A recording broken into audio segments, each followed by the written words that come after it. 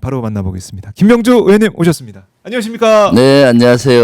네. 경기도 전문가 김병주입니다. 경기도 전문가 김병주 의원 모셨습니다. 네. 반갑습니다. 날씨가 너무 추워가지고 그래요. 날씨가 춥고 네. 눈도 내리고 네. 서울에서는 버스도 막 지금 안 다니고 있고 네. 많이 힘듭니다. 날씨 네. 때문에. 네, 예. 그렇죠. 네. 지금 빙판길도 좀 진 것 같고, 네, 운전 조심하십시오. 네. 운전 조심하시고 네, 오늘도 네, 네. 안전하고 또 네.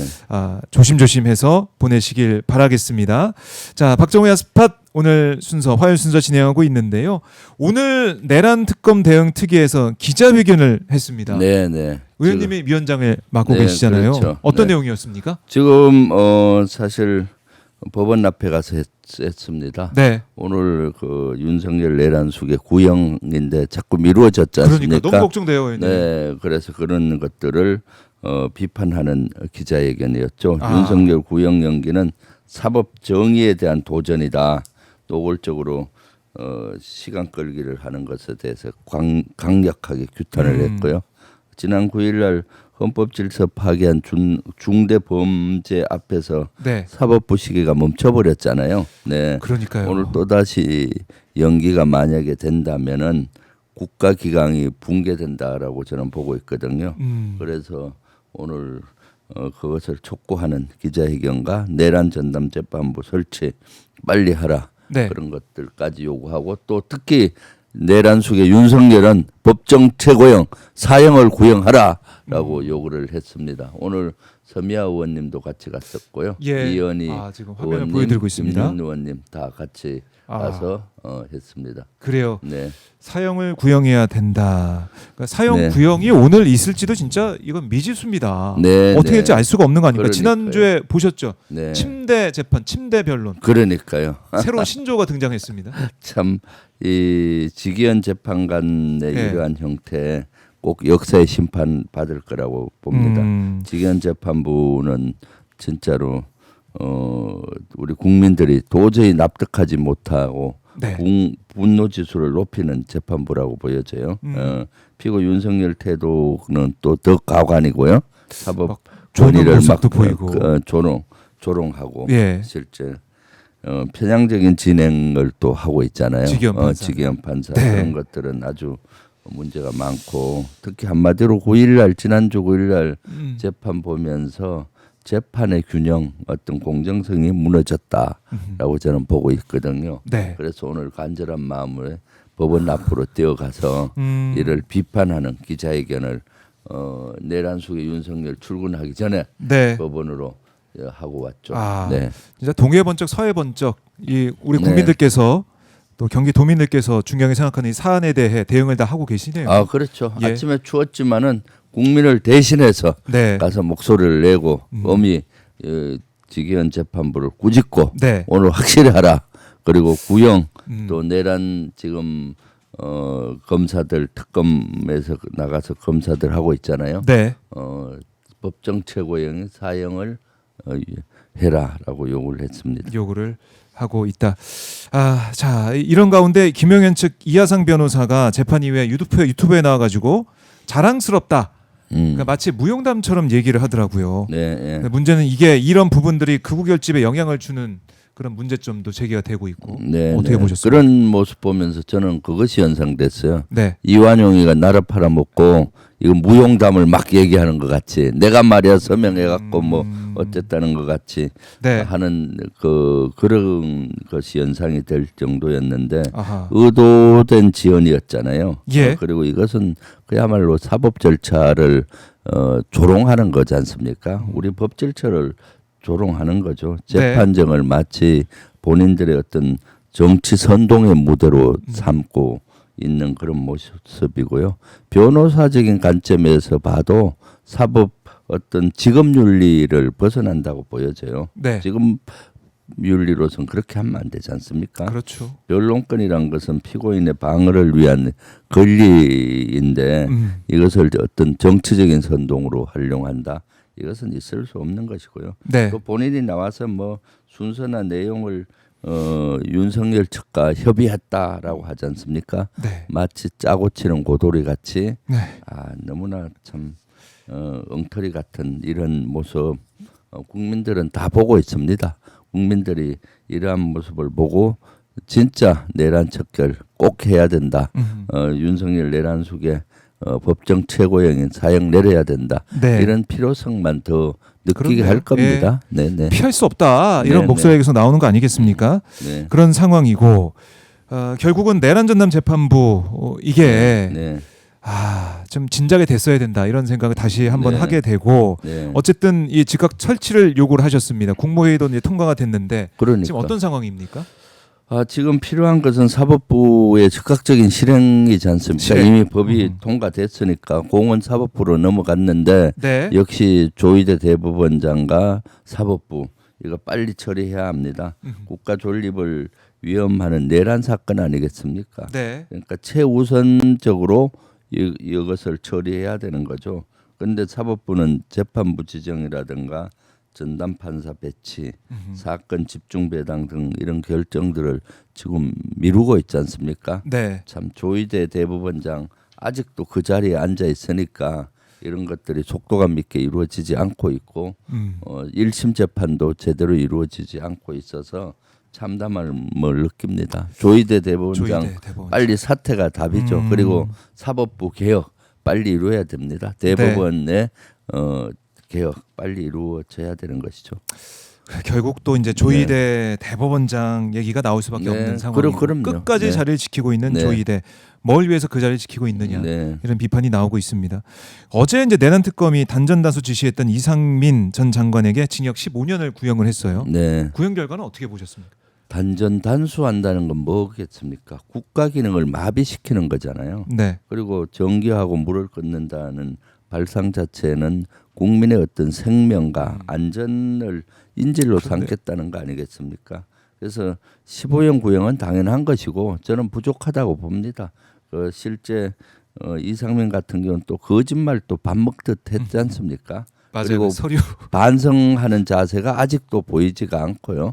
그리고 내란과 결국은 한 몸이었다는 걸 스스로 입증이 돼 있고 또 내란 특검에서 밝혀냈기 때문에 15형 구형도 약하다라고 보입니다. 네네. 15년도 약하다. 네네. 국민들이 아마 판단을 하실 것 같고 그리고 이런 가운데 3대 특검이 마무리돼서 경찰에선 수사를 하고 있지만 어제 민주당 주도로 법사위에서 2차 종합특검법이 처리가 됐습니다. 그렇죠. 그럼 15일에 본회의에 상정이 되는 거죠? 네네. 15일에 꼭 상정해서 통과시켜야 되죠. 원래 이거 지난주 8일 날 본회의를 열어서 통과시키려고 했었는데 그때 이재명 대통령 중국 순방 중이셔서 괜히 이슈되는 법안으로 하다 보면은 이재명 대통령의 이런 활동에 묻힐 수가 있어서 일주 연기를 한 것이거든요.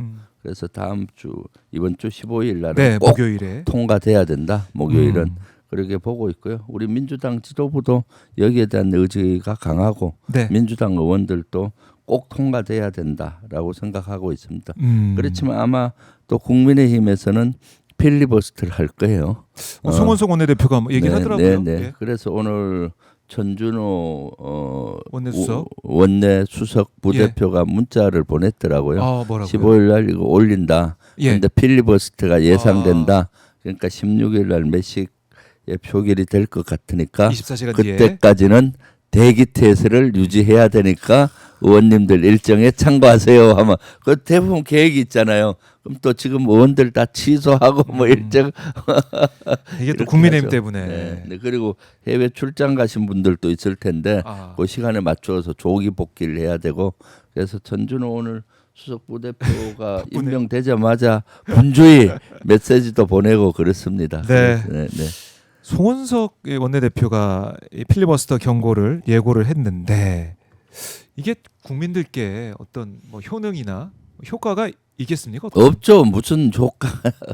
종합특검은 이미 국민의 명령, 2차 종합특검은 국민의 명령인데 필리버스터를 한다는 건 뭐겠습니까? 본인들이 내란 세력이란 것을 스스로 자인하는 거 아니겠습니까? 2차 종합특검 해서 내란 척결해야 되는 거고 김건희 특검 미진한 분야 완전히 양평고속도로도 아직 해야 안 되는 됐고. 것이고 최병 특검의 네. 미진한 분야를 해야 되는데 인성공 구명 네, 로비요. 네. 본인들이 이것을 반대한다는 것은 역시 내란 속의 윤석열과 아직도 한범이다.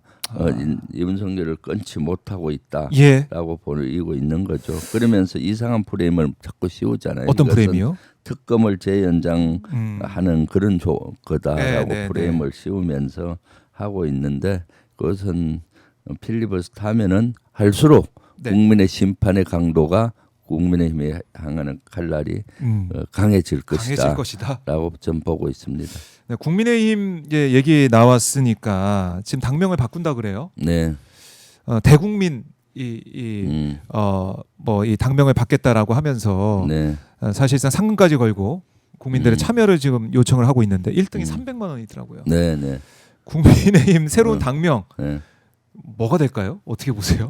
국민의 짐으로 바꿔야죠. 국민의 집. 저들이 객관화하고 지금 네. 본인들의 능력을 국민의 평가를 정확히 인식하고 국민의 짐으로 바꾸고 예. 이제 국민의 짐이 되지 않기 위해서 우리는 스스로 아하. 해산하겠습니다. 그렇게 단계를 해산하겠다라고 아. 해야 되는 거죠. 지금 특히 윤석열 정권 때도 국민의 짐의 역할을 했고 특히 12.3 내란 때는 내란과 한 몸이 돼서 네. 하고 지금도 내란을 옹호하고 있지 않습니까? 음. 이러한 세력은 민주주의를 역행하는 세력이고 우리 대한민국의 암적인 존재라고 보여져요. 그렇기 네. 때문에 국민의 짐, 국민의 짐? 네. 그래요. 그리고 솔직히 뭐 이름 당명 바꾼다고 뭐 바꿔집니까? 호박에다가 줄 굵은 거만 뭐 수박 됩니까? 그 본질은 바뀌지 않고 네. 이름 바꾼다는 거는 눈 가리고 아웅하는 거고 국민 기만쇼다. 국민 기만쇼다. 네네. 저는 그렇게 보고 있고요. 예. 우리 국민들은 그러한 것들을 정확히 6.3 지방선거에서 심판할 것이다. 우리가 사법부 보고 심판하라고 내란 특검도 만들어주고 뭐 네. 전담 재판부도 만드는 법도 만들고 5만 가지를 했는데 사법부가 제대로 된 심판을 못 하고 있으니 네. 국민 심판이 남아 있습니다. 그것이 6.3 지방선거입니다. 선거를 그때 통해. 국민의힘을 해산할 수준으로 네. 심판을 할 거라고 저는 확신합니다. 우리 국민들의 집단지성이 이제 국민의힘은 안 되겠다. 해산 너들 스스로 못하면은 우리가 표로서 네. 심판하겠다라는 그러한 분위기가 일 것이라고 생각을 합니다. 그래요. 당명 대국민 공모전 상금이 있으니까 많은 분들 또 참여하신 분도 저도 응해야 그거네. 되겠는데요. 국민의 짐으로. 뭐가 제일 많이 나올까 궁금합니다. 자, 이런 사이에 이재명 대통령이 일본 이 공항에 도착을 했습니다. 아, 네. 자, 지금 실시간 방송이 좀 나오고 있는데요. 네. 실시간 방송은 좀 지나갔죠? 네, 지나갔고 지금 이재명 대통령이 조금 전에 도착한 그 모습을 저희가 잠시 또 보여드리고 네, 있는데요. 한번 보고 갈까요? 네, 중국에 이어서 일본, 네. 숨가쁘게 외교 일정이 이어지고 있습니다. 의원님은 어떻게 보십니까? 일본이 방문까지 이어지게 됐는데 네. 우리 대한민국의 국격, 그 외교력이 많이 또 각광을 받고 있는 그런 상황이 됐어요. 그럼요. 지금 이재명 대통령께서 네, 국익 중심의 실용 외교를 너무 잘하고 있다. 음. 한미 동맹을 튼튼히 하면서 주변국가 잘 지내는 전략 이것이 우리 국익과 실용 아니겠습니까? 그리고 중국하고 그동안 사드 우리 배치 이후에 아주 중국하고 관계가 소원해지고 그러는 것을 다시 복원을 했고요. 일본하고 관계도 실제 복원을 하면서 잘하고 계시다고 보고요. 특히 이번에는 조세희 지금 나오시는 모습 네, 조금 전에 모습입니다. 네. 저기 바람이 많이 부네요. 네. 이재명 날씨가 대통령과 좋으신 것 같네요. 그런 것 같아요. 김혜경 여사가 네.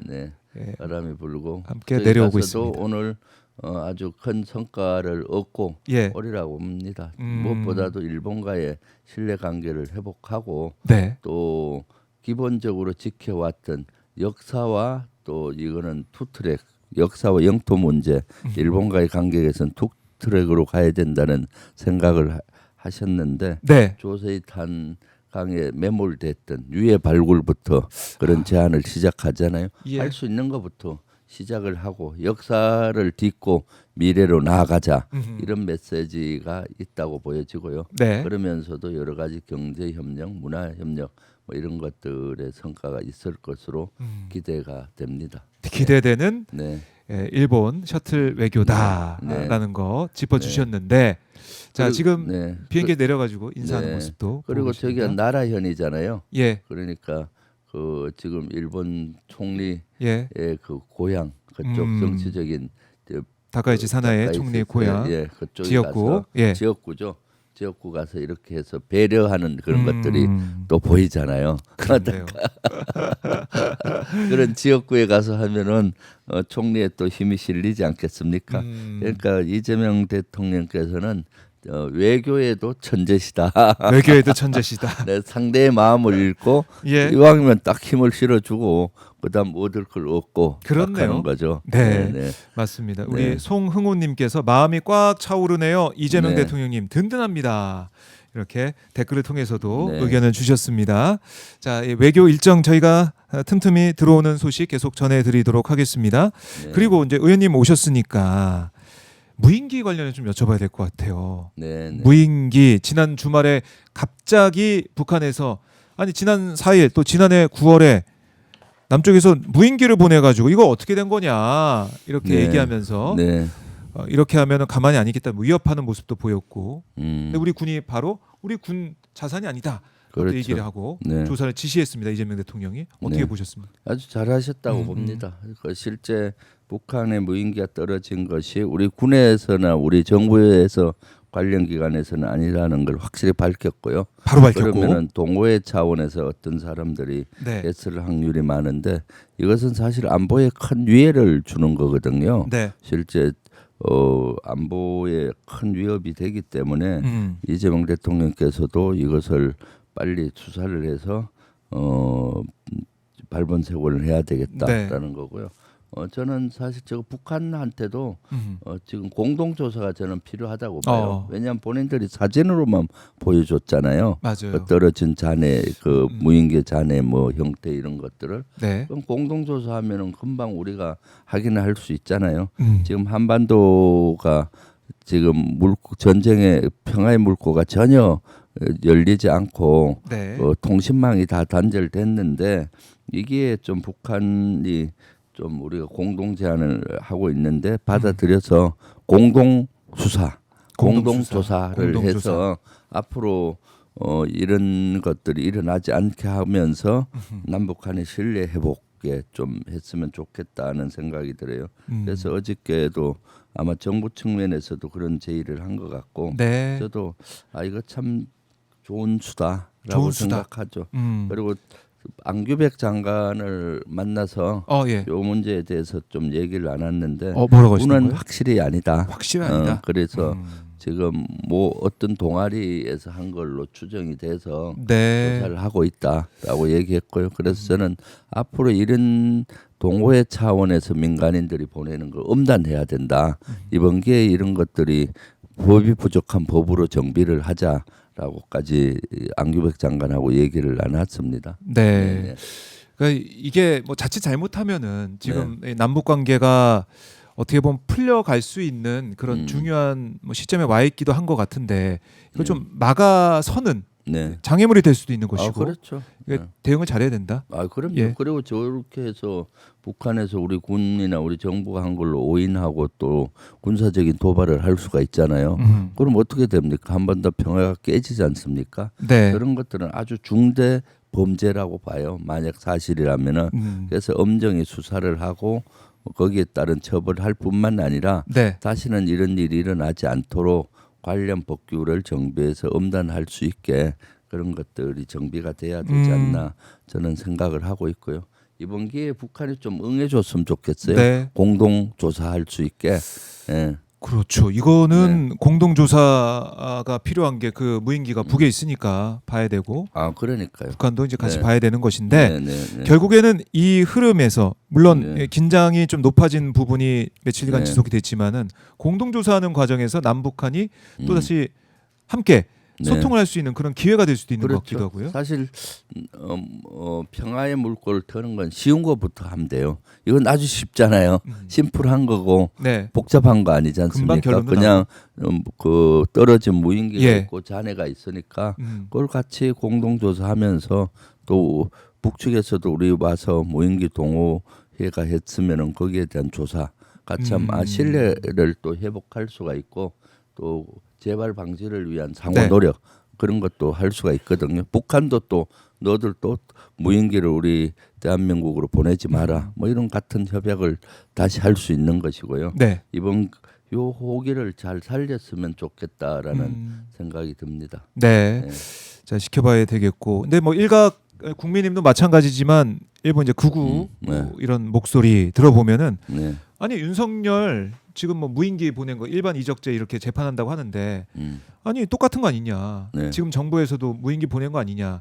북한의 맨 처음 입장 발표를 듣고 그렇게 얘기하기도 하고 네. 그리고 이 민간에서 한 거 아닌지도 철저히 조사하라 이런 이재명 대통령의 지시에 대해서 아니 우리 국민한테 이걸 또 뒤집어 씌우려고 그러냐 이런 식의 국민의힘의 비판하는 모습 이런 것들은 어떻게 보셨습니까? 윤석열이 무인기 보낸 거하고는 천지차이죠. 천지차이죠.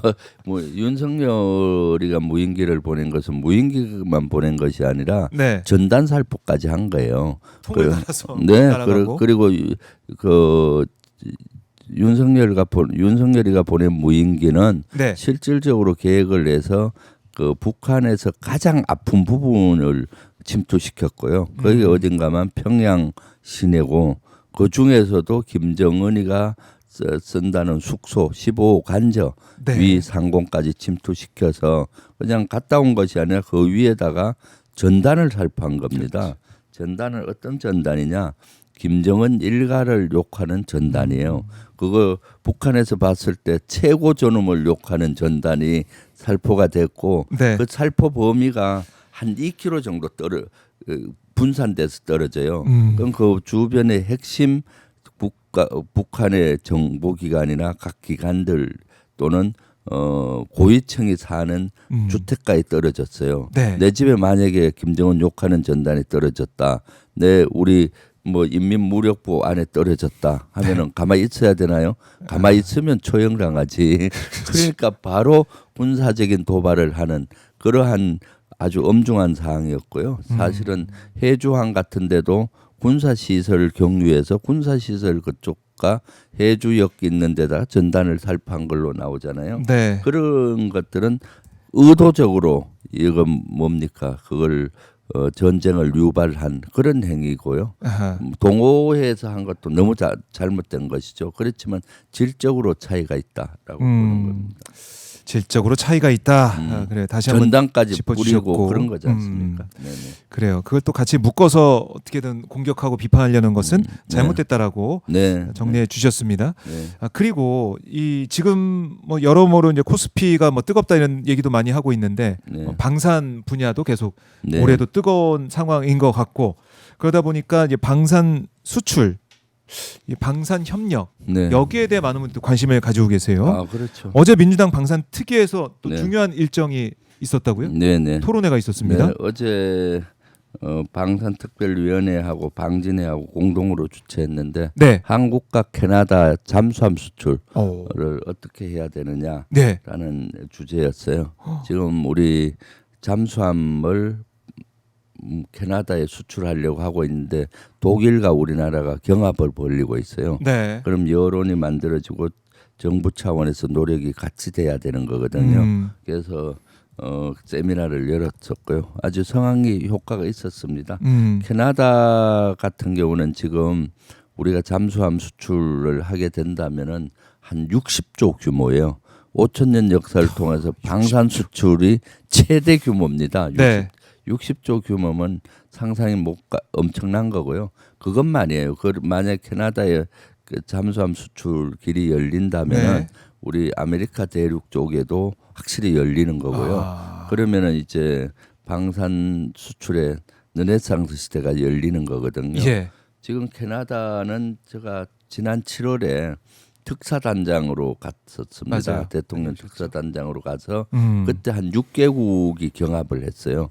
그래서 그때 국방부 장관, 캐나다 외교부 장관 또 관련 장관급들을 다 만나서 설득을 시켰는데 반응이 좋았어요. 그리고 복귀하고 한 2달 있다가 이제 2개국으로 서도 독일하고 압축이 됐는데 네. 지금 이거 꼭 따내야 되거든요. 좀 잘 됐으면 11월 좋겠네요. 달에 폴란드에도 잠수함 수주를 위해서 네. 우리가 노력했는데 실패했어요.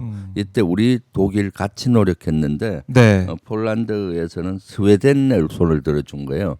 그러다 보니까 독일도 실패한 거거든요. 그렇네요. 그래서 독일도 그 교훈 삼아 캐나다는 꼭 관철시키겠다고 해서 독일도 범정부 차원에서 패키지로 이거를 하려고 노력하고 있어요. 그래서 우리도 패키지 차원에서 정부 대 정부 G2G 네. 개념으로 가야 된다라는 게 어저께 세미나의 결론이었고 네. 그래서 우리 이재명 대통령과 정부에서도 정부 차원에서 적극 지원을 하거든요.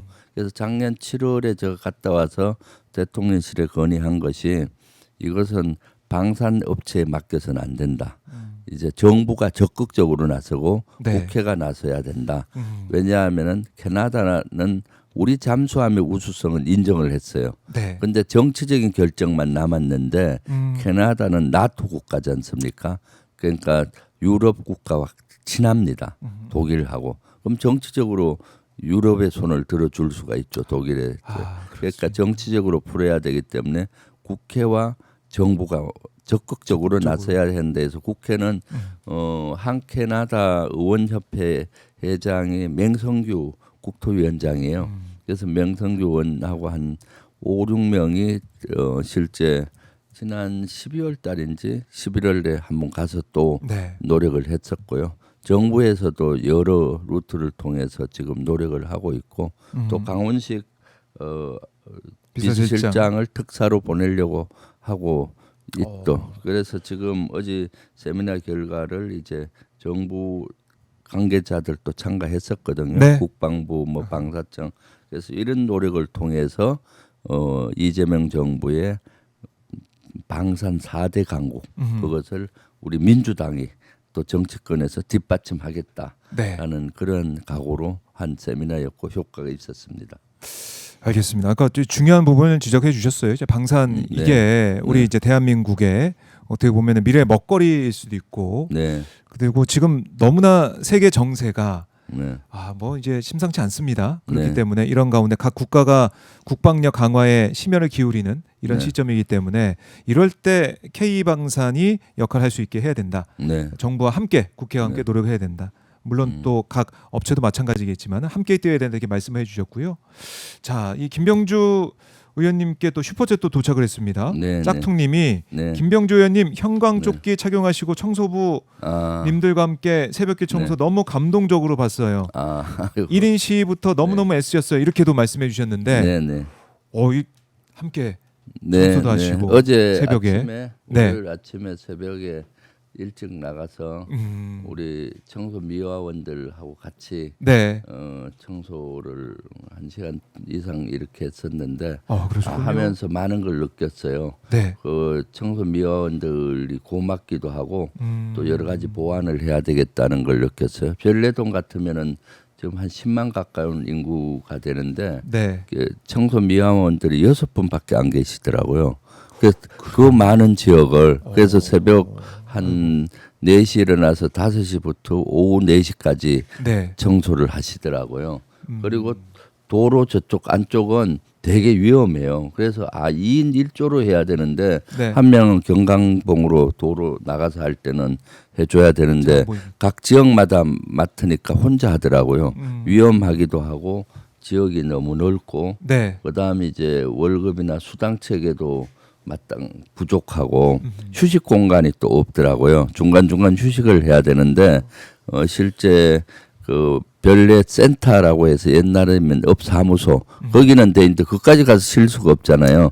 중간중간 해서 그래서 예를 들면은 커피 쿠폰 같은 거 커피숍 쿠폰이라든가 아니면 그런 커피숍하고 계약을 해서 그 지역 몇 군데를 그분들이 쉴 수 있게 거점처럼. 이런 거점처럼 네. 만들어 줘야 되겠다라고 생각을 했고 그래서 어제 그 하고 나서 간담회도 하고 현재 남양주 시의원 도의원들하고 이것을 해결하기 위해서 네. 남양주와 별내동 복지센터하고 이런 협의 중에 있습니다. 그래서 역시 문제와 답은 현장에 있다. 현장에 그래서 있다. 지금 제가 계속 현장을 누비고 있고요. 예. 특히 새벽을 깨우는 분들이 많아요. 저렇게 환경미화원 분도 그렇고 지난번에는 청가물 도매상가 새벽 4시부터 막 움직이잖아요. 네. 그런 활동들을 해보고 또 지난번에 버스 기사분들의 휴게소에 새벽 일찍 가서 어떤 쉬는 시스템이 돼 있는지 예. 보니까 쉬는 공간이 있는데 물이 없는 거예요. 그러니까 화장실 가도 손을 못 씻는 거예요. 물. 그래서 그래요? 그것을 빨리 그런 문제점을 해결하기 위해서 여러 기관과 협조해서 2월 달까지 물을 이어주는 걸로 조치를 했거든요. 예. 그래서 지금 그런 활동들을 민생 구석구석을 살펴보는 활동을 남양주뿐만 아니라 경기도 전 지역을 다니면서 하고 있습니다. 역시 문제와 답은 현장에 있다. 저는 뭐 군에 있을 때도 늘 현장형 지휘관이고요. 예. 지금 경기도지사 출마하고 있는데 현장을 다니면서 해결할 수 있는 문제는 바로바로 하려고 하고 있고 또 조금 시간이 걸리는 거는 공약으로도 발전시키고 네. 그런 노력을 하고 있죠. 네. 네, 그 짝퉁님이 그것도 보시고 네. 정말 열심히 하고 계신다라고 슈퍼챗까지 보내주면서 응원하고 계십니다. 네. 네, 현장에 항상 김병주 의원이 있다. 네. 예, 이 정치 현안이든 아니면 지역 현안이든 경기도 네. 현안이든 항상 김병주 의원이 현장에 있다. 네. 이게 좀 가슴에 와닿습니다. 네. 자, 오늘 김병주 의원과 함께 현안과 또 경기도 문제까지 짚어봤는데요. 의원님 끝으로 못다한 말씀 있으면 듣고 저희가 마무리해 보도록 네. 하겠습니다. 오늘 아침에도 우리 의원들 서미아 의원을 비롯해서 법원으로 달려가서 실제 이 윤석열 내란숙이 오늘 꼭 구형되도록 기자회견도 하고 했는데 역시 현장에 가 보니까 네. 그 분위기를 알겠더라고요. 그리고 극우 일부 세력들이 제가 기자회견 하는데 와서 윤어게인을 외치고 윤석열 대통령 외치는데 보니까 젊은 청년들이었어요. 그래서 너무 가슴이 아팠어요. 저 사람들을 네. 빨리 계도를 해야 되겠다라는 생각도 했고요. 오늘 중요한 날인 것 같습니다. 내란 척결을 하기 위한 첫걸음 윤석열 내란 수계를 비롯해서 주요 임무 종사자의 구형, 사형, 법정 최고형으로 꼭 구형이 돼서 정의가 살아있음을 보여줘야 되는 날이기도 하고요. 네. 또 한편은 대통령께서는 일본을 가셔서 국익 중심 실용 외교를 통해서 하고 있습니다. 우리 민주당은 여기에 이재명 정부 성공에도 견인을 하면서 네. 또 한편은 내란 척결을 위해서 꼭 종합특검 가야 되잖아요. 2차 종합특검 가는데 김병주가 선봉에 서고 또 현장에서 그러한 것들을 선봉에 서도록 하겠습니다. 네. 알겠습니다. 의원님 말씀 잘 들었습니다. 네, 감사합니다. 네, 고맙습니다. 지금까지 김병주 민주당 의원과 말씀을 나눠봤습니다.